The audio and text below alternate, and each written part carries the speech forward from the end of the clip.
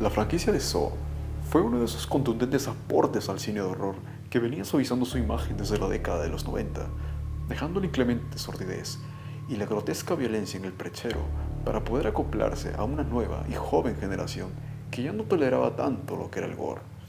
Haciendo gala de una renovada fórmula denominada por el maestro Wes Craven como p*** de tortura, el espectador tenía el gusto o disgusto de presenciar el inconmensurable suplicio de una víctima cuyo cuerpo iba siendo destruida lenta y tortuosamente.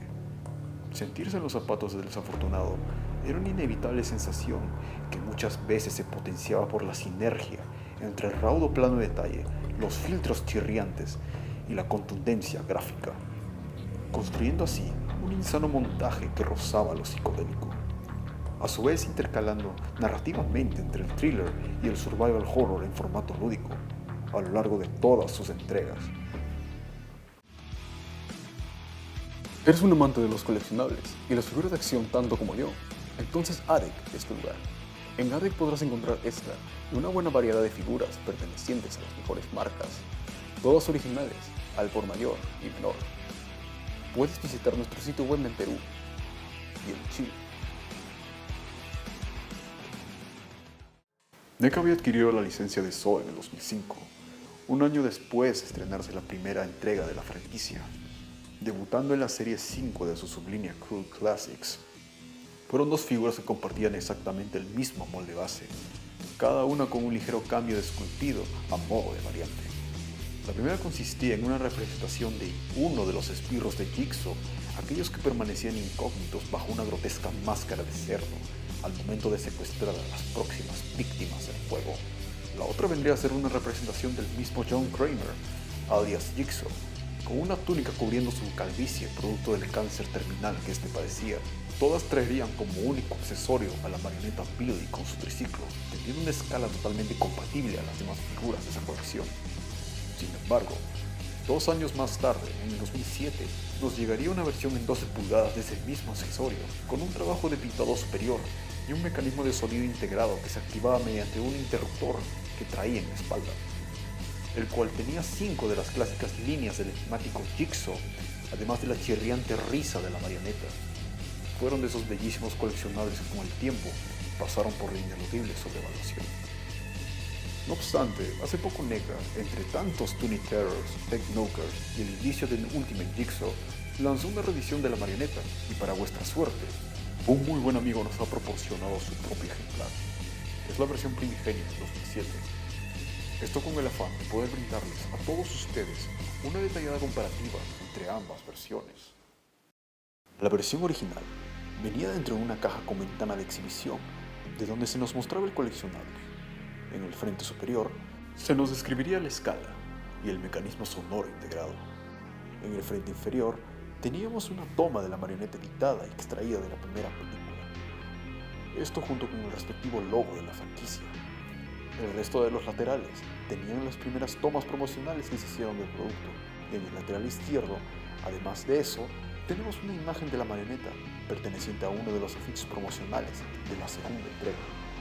En cuanto a la reedición, se nos presenta en una caja totalmente cerrada. El arte de la misma está decorado con varias tomas promocionales de la versión actual del molde en cada lateral, además del nombre de la marioneta, junto con su respectiva escala y franquicia. En el frente superior tenemos la mítica línea de I want to play a game, tan característica del antagónico cada vez que se sintonizaba su aparición bajo la simetría de la marioneta en el televisor. Esto unado con un pequeño texto que revela el mecanismo sonoro integrado dentro de la figura. En el lateral trasero tenemos una pequeña descripción del perfil criminal de Jigsaw, explicando parte de su modus operandi. A su vez, en la tapa inferior, esta vez tenemos un pequeño instructivo sobre cómo activar el mecanismo anterior mencionado. Si bien dentro de la caja ambos vienen empaquetados en un blister, la reedición se diferenciaría por presentar esta vez un triciclo armable, el cual viene segmentado en 3 piezas detrás de un blister que viene pegado en el fondo diorama de cartón, fórmula muy semejante a algunas figuras actuales de McFarlane, tales como su colección de Mortal Kombat o DC, que tiene las bases pegadas en el cartón y que intuyo que a más de uno le habrá hecho hervir la sangre, ya que retirarlo implica destruir el cartón. Eso o pasar un largo rato tratando de retirar el accesorio haciendo el mínimo daño a través de un meticuloso inciso. Y así es como se ven ambos accesorios lado a lado. Las ruedas del triciclo son operativas en ambas versiones, en contraposición a los pedales, que en ambos están fijados en un ángulo concreto, acorde a la posición de los pies de la marioneta, parte del cual les sugiero manipular con mucho cuidado, ya que el enjuto plástico es demasiado rígido y propenso a quebrarse. El triciclo de la reedición resalta más a la vista por tener un plástico mucho más brilloso. En cuanto a la marioneta Billy, ambas versiones son similares en cuanto a esculpido, pero bastante disímiles por su esquema de pintado. La versión original tendría el esculpido de la vestimenta pintado de un color negro algo opaco, con un sutil pero palpable sombreado en azul grisáceo. Por su parte, la reedición omite completamente el uso del sombreado, complementando esa ausencia con un color negro más vibrante y en un tono concreto.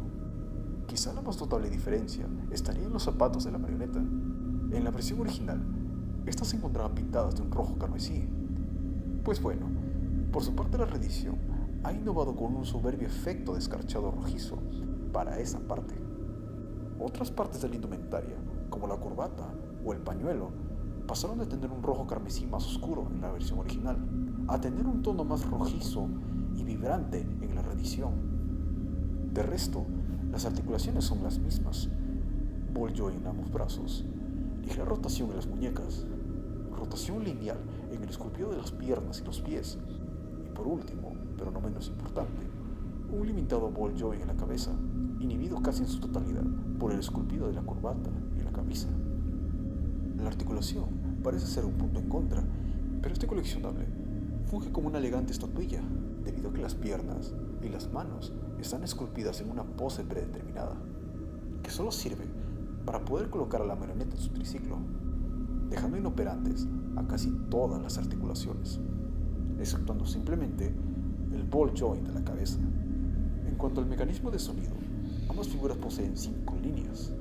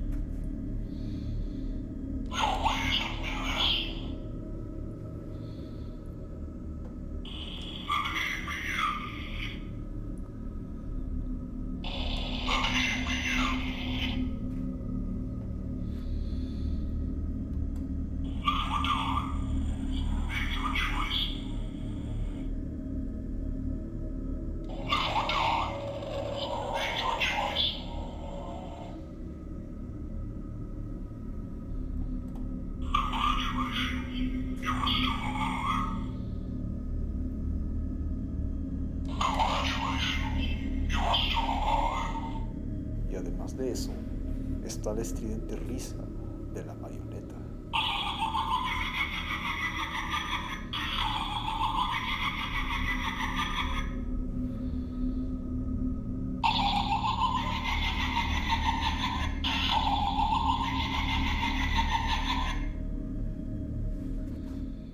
Y bueno, caballeros, esto sería todo por el momento.